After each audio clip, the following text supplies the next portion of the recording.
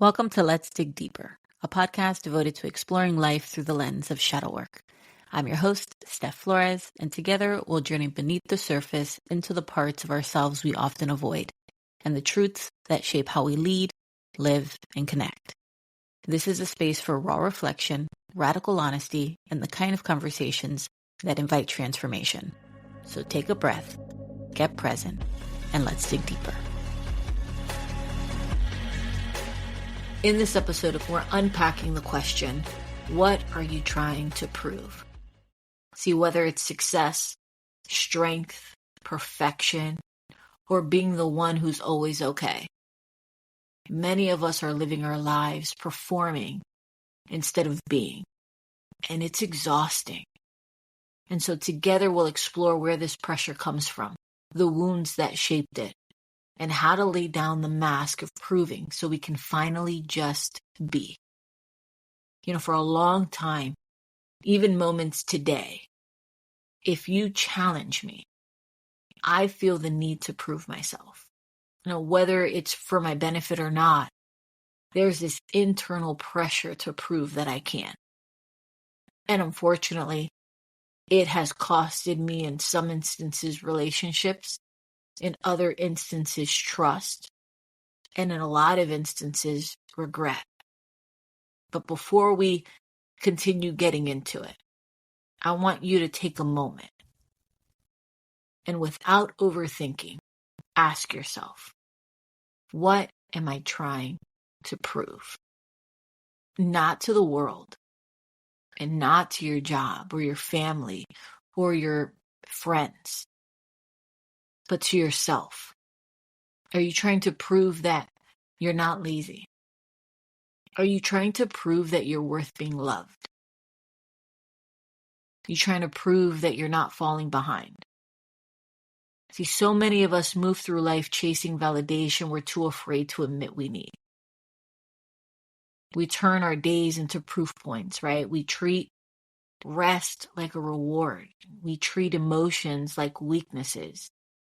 And we carry this unspoken pressure to always be more, just to feel enough. And today's episode isn't about blaming ourselves. It's about gently pulling apart that invisible pressure and asking, where did it come from? And what has it cost me?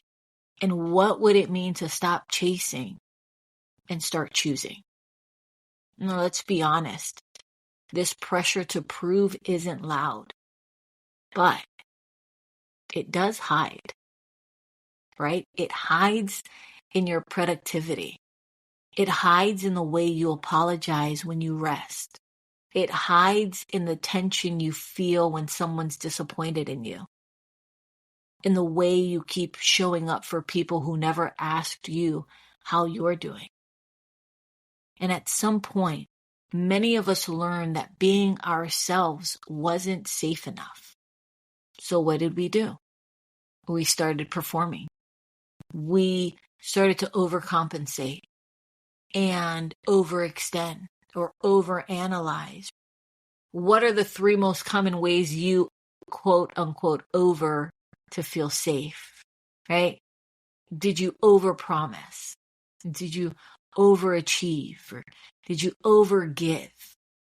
Right? Because somewhere along the line, you absorbed the idea that you had to earn your space. Maybe someone made love conditional.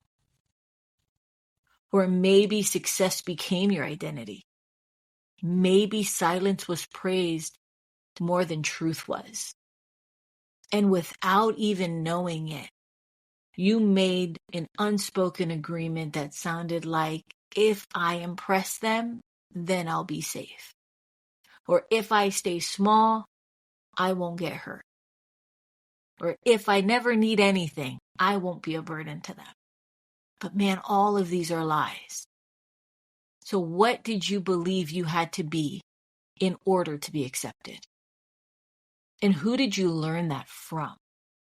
Because what I know to be true is that it's okay to outgrow the rules that were built around you. So now let's get honest about what this looks like in real life. So you're trying to prove you're smart enough, so you never ask for help. Or you're trying to prove you're healed, so you avoid talking about your pain. You're trying to prove you're strong, so you never let anyone see you cry. And you might be trying to prove you're low maintenance even, right? Or easy to love or not too much.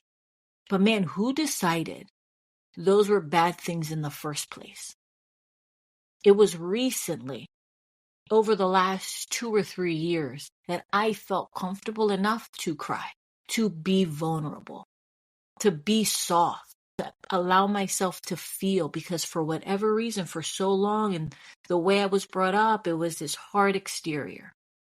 It was that I had to be put together. And now to be able to live in this freedom of being able to just be and feel, there is nothing like it.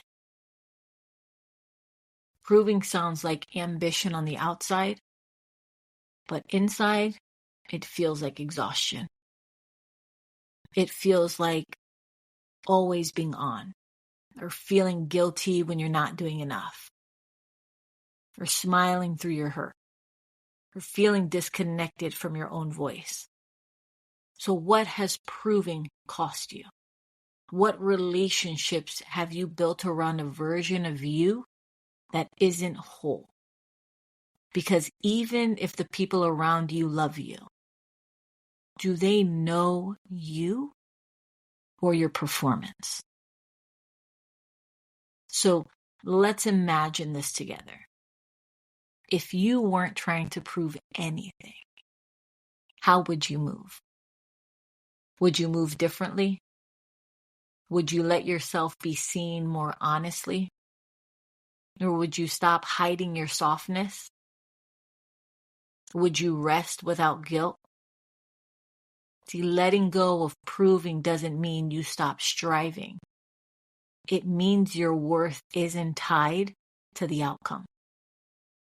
See, you can still want growth, and you can still want excellence, but now it's rooted in alignment and not fear.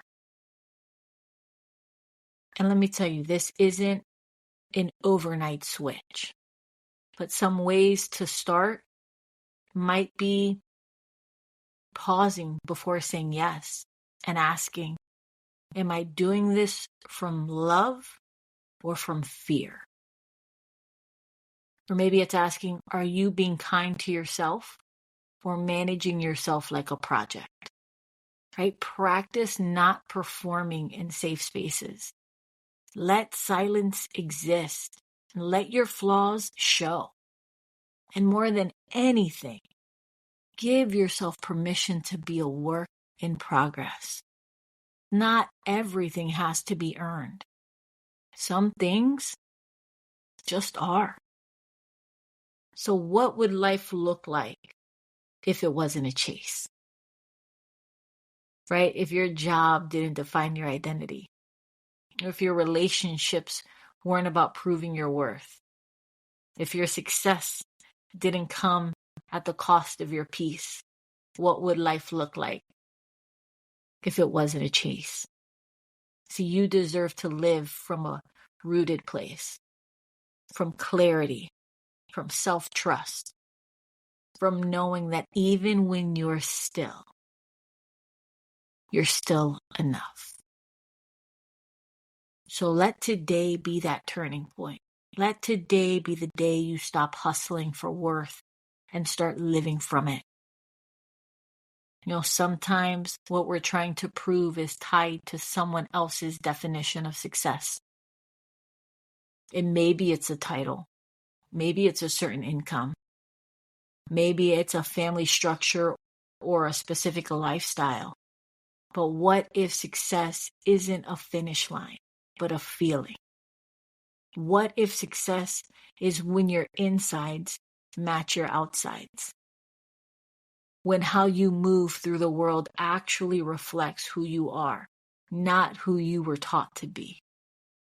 So this is your permission to rewrite your definition of success. to make it quieter, to make it more honest, to make it more yours. So, what does success feel like? Not look like? And what's one small way you can honor that feeling? So again, what are you trying to prove? And what would it mean to set it down? Just for today, choose gentleness. Choose truth over performance. Choose depth over approval. See, you don't need to keep carrying the weight of proving your worth. You're already enough without the resume, without the title, and without the mask. And the version of you that can rest in that truth, that's the version the world needs most. So until next time, keep digging deeper. Keep choosing